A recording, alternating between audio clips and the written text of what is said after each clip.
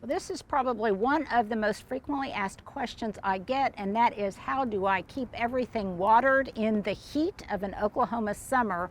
And I would say it's a very layered process. That begins with the foundational in-ground irrigation system. I have a Rainbird controller over here, and it is on automated. So I set it for, so you can see it. It is set for a certain number of minutes every other day, because in Oklahoma we are on permanent water rationing, and you can only water your garden with an automatic watering system, i.e. an in-ground irrigation system, or even something like this, a hose end sprayer that you turn on and you walk away from. Any kind of automated system, whether it's manual or it's basically kind of digital and computerized. So, but for me, I have an in-ground system. It has different zones, and those different zones consist of either drip irrigation or mist heads or bubblers, depending on what it is watering. So in this area in here, and ultimately all of these things along Lemon Lane will grow enough to completely obscure the water line, the drip line that's in here. You kind of can't see it already from this angle. Yeah, you can't see it, and really you can only see it if you stand on top of it. Yeah. So this is drip irrigation. It runs all the way through this area, and it runs all the way through the far west side of the upper terrace. So along where the hollies are, where the encore azaleas are, and where some of the hydrangeas are. So that is drip. And off of the drip system, there are, you can see a spaghetti line here. Let me see if there's one. This one has become detached. I need to fix it. And this has a bubble, or just a small spray head that goes into the pots. So not all of my pots are irrigated, but some of them are. So typically the bigger ones are. However, I don't use a lot of the drip system in my pots, because a lot of them I water by hand, and I am familiar with how much water they need. And if it's completely automated, then I lose touch with that. And sometimes the watering system just won't cut it. So typically I keep an eye on those anyway. And you may wonder, okay, how do I keep all of my pots watered then if they're not all hooked up to drip irrigation? And the answer to that would be Leah. So typically it's Leah who comes over and waters my pots for me. She checks on everything, and she just makes sure that everything is looking good. And in addition, I periodically, if I'm gone for a long period of time, I'll have Kayla come by and Victor come by in case something else looks like it might need to be addressed. And in case they're wondering, Stuart got this job once. Stuart got the job once. And didn't do a great job. And he didn't realize, and we're going to show you this a little bit later, how I'll instruct Leah just how much water some of these things take. And I think I'm going to male bash a little bit here, but in typical, like this is what my husband and kids would do too. You think if you just go like this, psht, well, you don't want to overwater and move on. If you just go like psht, like that's suffice. Yeah, no, you have to really get down in there, and you really have to penetrate the foliage. You have to get deep. I wanted to do such a good job when I did it too. I was trying so hard. And the other tip is you have to do it 360. You have to do it all the way around the pot, especially if those containers have lots of plants spilling over the edge. So Stuart gave it his good old try. I did. And then I decided to relieve him of that burden ever again. I don't have to do it anymore. In the future, in the future. Okay, so then this area in here and this section in here. You gotta point your way in 1 second. Let's show them the first area. Second area? Okay, and then this area up in here, this big square on the upper terrace. These have mist heads, and mist heads come up and out of the ground, some taller, some shorter, and they actually spray whatever is in that flower bed. Now that periodically needs to be adjusted. Sometimes the spray head might be hitting this rose, and then we need to adjust it or something, and we do that periodically because we don't want to waste water, and we want to make sure that it actually is doing what it needs to do, and that's getting to the plants. Sometimes I will put a bubbler at the base of a plant like this rose, and it then will water it from that little bubbler that sits at the base directly to the root zone. And that prevents some overhead watering and things that can cause fungal issues. When I water very early in the morning. So I have it set to about 5 o'clock in the morning, and obviously the drip system, it will run longer than the mist heads, but that way things have a chance. If they are, for example, the zinnias, if they get water on their foliage or whatever, that moisture, that dew even, will have a chance to transpire before the full sun hits, and again, hopefully keep those fungal problems like powdery mildew and black spot at bay. And today is not my day to use my sprinkler system, or I would demonstrate for you. Now, up until now, really up until this week, I have kept my sprinkler system on manual, and that means that on my assigned day I would come out here and I would manually turn it on. Now it's gotten reliably hot, the rains have disappeared, and so because of that, it now comes on automatically at 5 o'clock in the morning on odd days. And these zones are different from the turf because the turf doesn't require quite as much water, and it's a different type of spray head. And this area down here is not irrigated at all. So I keep an eye out for the trees to see if they look like they are stressing out and they need some supplemental water. But the only thing that I irrigate are these grassy berms and the flower beds. Likewise, all of the turf that runs along Dewey on the east side, none of that is irrigated. But it is irrigated running down towards the back and through the gate to the back portion of the garden. Stuart's got a question. No, it's the wind. It got hot and the wind I know it feels amazing. good. I know it feels good.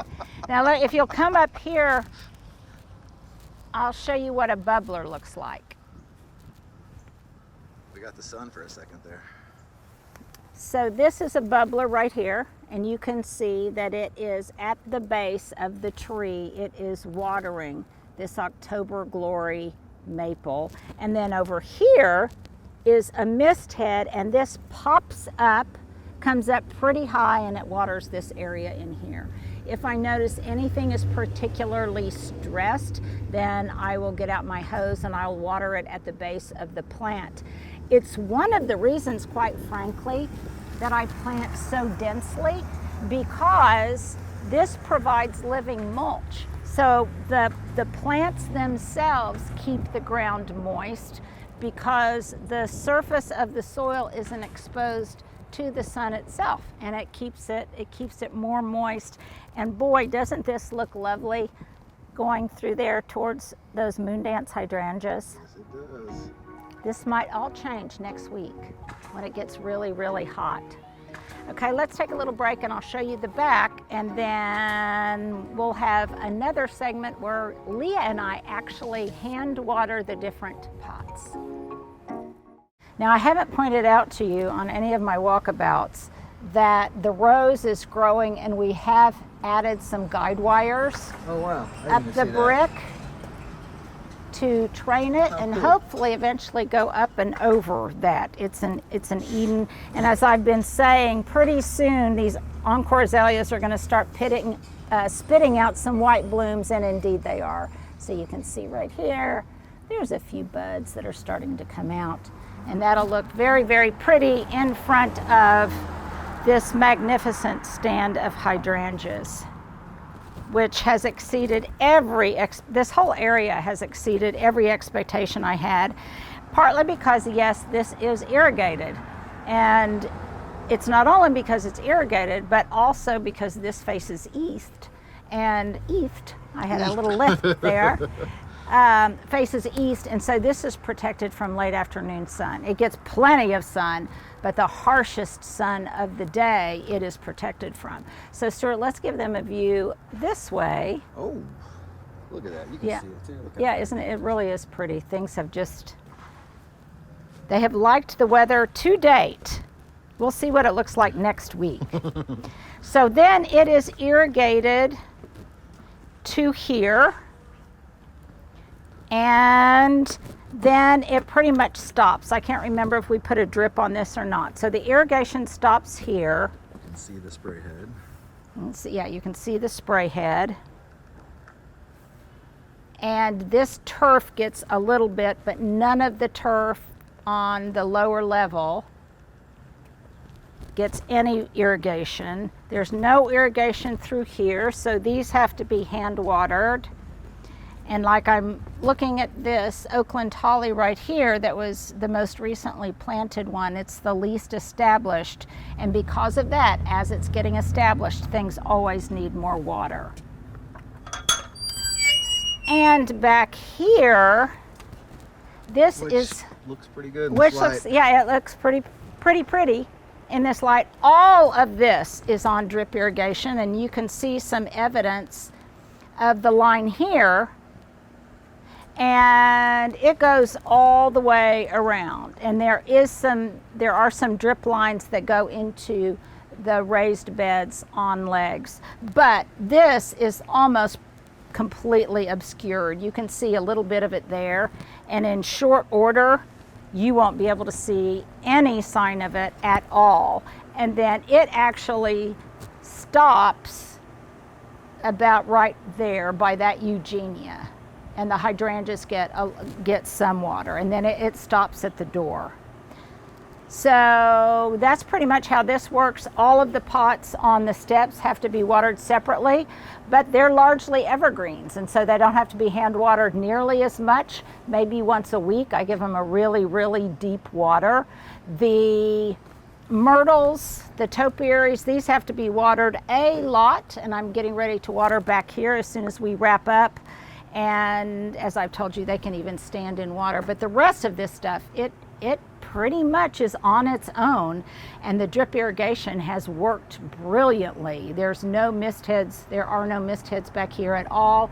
And this is pleasant work, coming back here and watering my pots and things. This is pleasant work because it's usually in the morning. It's completely shady back here. So it is happy puttering in the backyard living room. So that's pretty much it as it relates to how we water.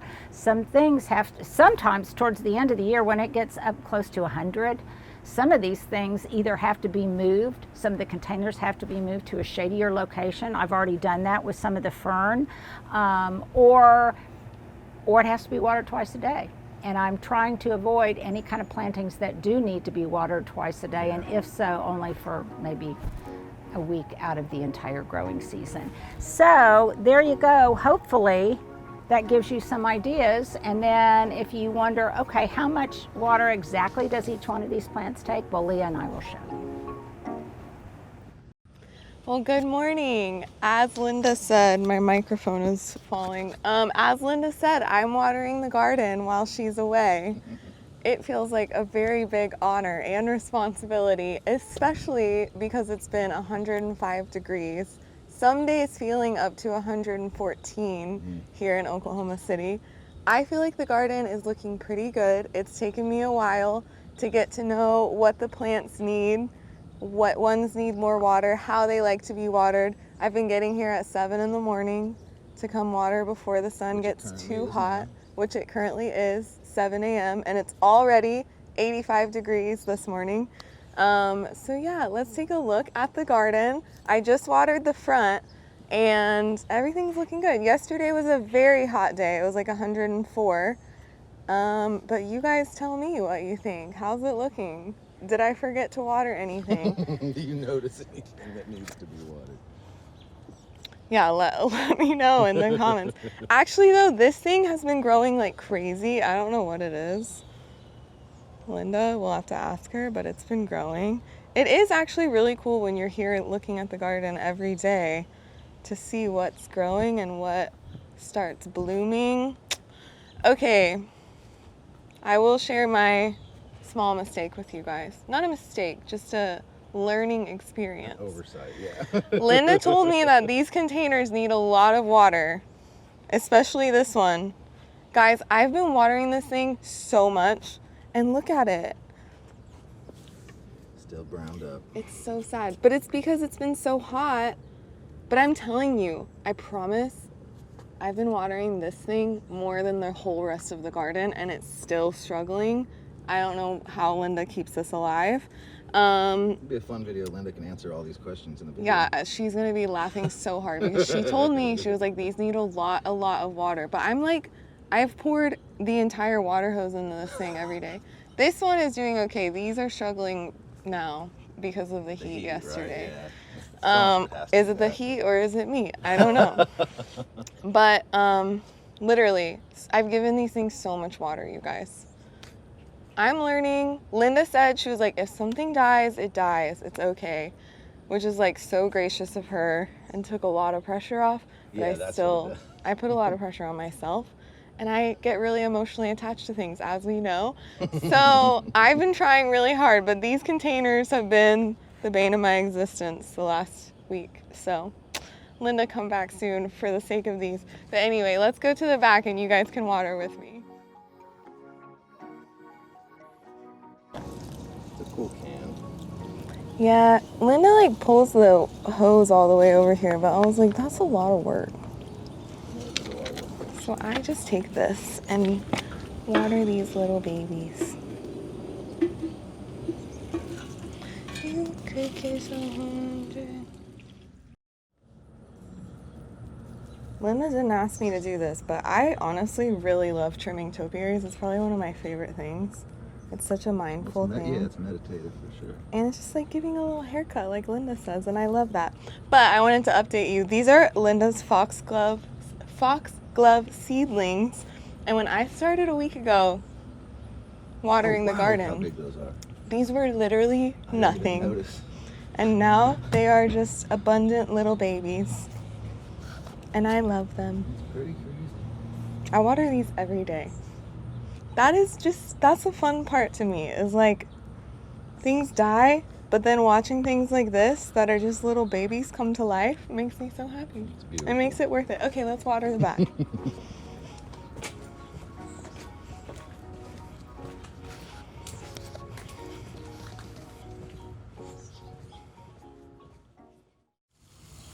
Well, more topiaries. Of course, these are precious to Linda, and they take so much water, I have learned.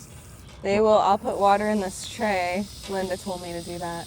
And they will drink it all up. They drink it from the bottom, yeah. And by the next day, all the water's gone. These take so much water. And so many of these she's had for so long. Yeah, they feel very precious. I'm like, okay, I'll Very take much a very part of good the care. family, There's right? more Yeah. over here. It's like She does group them all together for me when she leaves so that it makes it easier to water.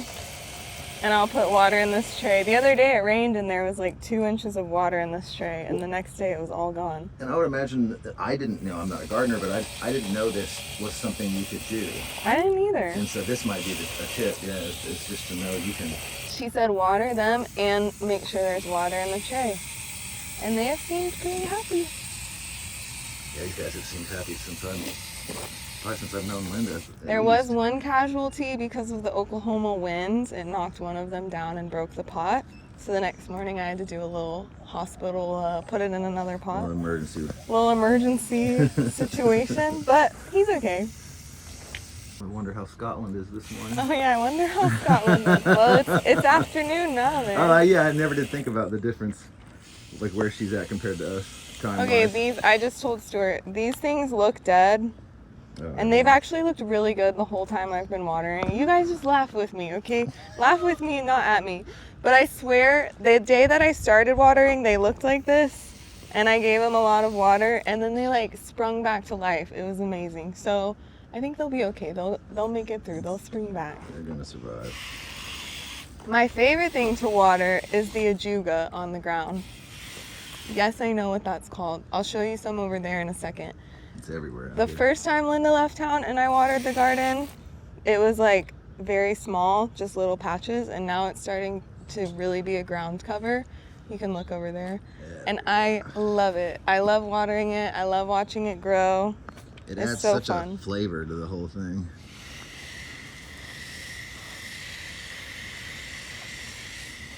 Well, it just makes the ground a plant. Yeah, it's so cool. It really does. Did you show the bud, Leah, over there? Oh, here we go. It has exploded.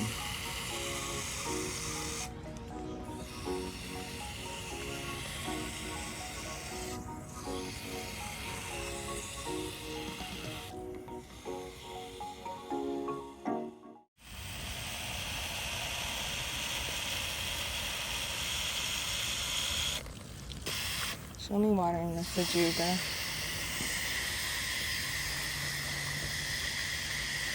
Yeah, it's kind of hard to not water it on top. Yeah, I found though that the ajuga is fine being watered on Well, it top. seems like it have to be, right? Since it's Yeah. so low. Which maybe that's why I like it, because it's just, it's the- not so fussy. There you go.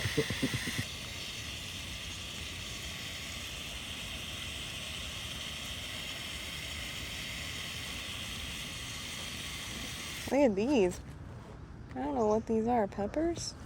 Oh yeah, These purple peppers? purple peppers. I don't know if they'll stay purple the whole time. Have you smelt this? Oh yeah, I just did a minute ago. That's insane. I used to put it in my pocket every time I showed up. I need water. They're furry. That's all I know.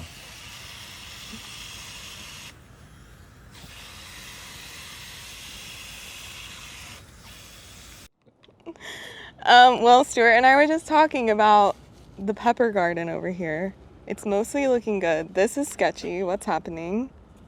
Yeah, we need to, We know. need to Somebody find tell us. out. This is a question. When you watch videos with Leah and Stuart, you're gonna get more questions, questions than than answers. So give us Hey, that's some how we answers. should label these. Like, let's ask some questions. But look at these peppers. Oh, look at this too. I just noticed when I moved this Should out of we the way. harvest Did you them? Oh see yeah, these the olives? olive tree. I love those. So cool. But these peppers, should we harvest them and enjoy them while Linda's away, or do they need more Look at the one on time? the other one kind of got I a little know. bit of a bottom problem. Yeah, this one's got a bottom But it problem. might have just been on there too long. Who knows? It might just be Or do shriveling. Do they ripen red? These are all good questions. These are all good questions. I've been learning a lot. I've started a raised bed, and my peppers are coming in right now. And one of them I got way too excited and I harvested it too early and it wasn't spicy, but then the spicy ones were so spicy. So I'm curious if these are spicy and if we should enjoy one today We can or wait for consider it. Linda. Linda, what should we do? What should we do? Did she give you any specific watering instructions for the beds? She said that these have irrigation going to them through the bottom, which is actually really cool.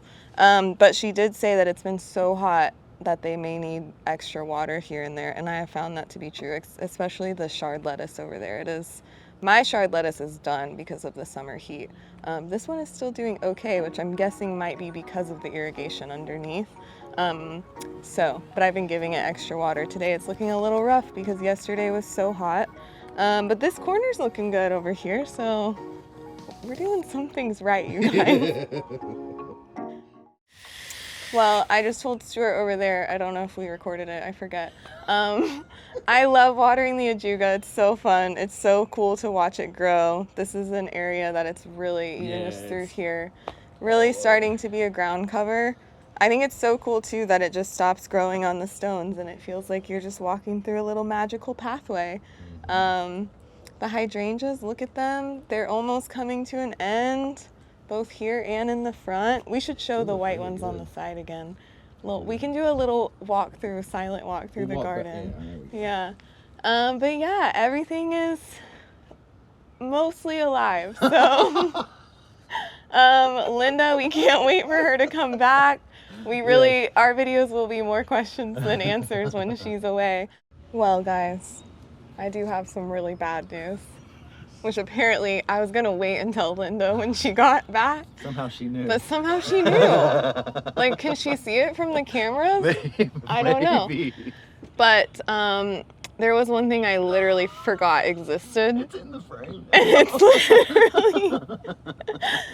it's literally hilarious because I see it every day and it's typically been one of my favorite things. So grieve with me and you can blame me completely. And like I said, Linda is literally like, if something dies, it dies, which is so kind and gracious. She really laughed about it. She already laughed about it, yeah. She just called in from the doorbell camera. Yeah, we just had a whole conversation with her, which I don't know if we can put any in the video. I hope we got it on video. But yeah, I'm really sorry to all of you followers to say that I completely forgot that this even was here and needed water. How human of you. Yeah, it did rain twice, so I got 2 days of rain in the last week, but other than that, it has been scorched. And will it come back to life? Probably not, but I did water it this morning because I got here and I was like, oh my God, I forgot about you. And we can give Linda some kudos and how hard she works to keep everything green. We can give Linda major kudos, and anyone who is a gardener. I can do like a 4x6 raised bed and that's about it because it's so easy to water, but this is honestly, it's a lot of work. So all of you out there that garden, whether it's on your balcony or a big yard, all props to you because it is a lot of work, especially in the summer sun. So thanks for joining us today. Rest in peace.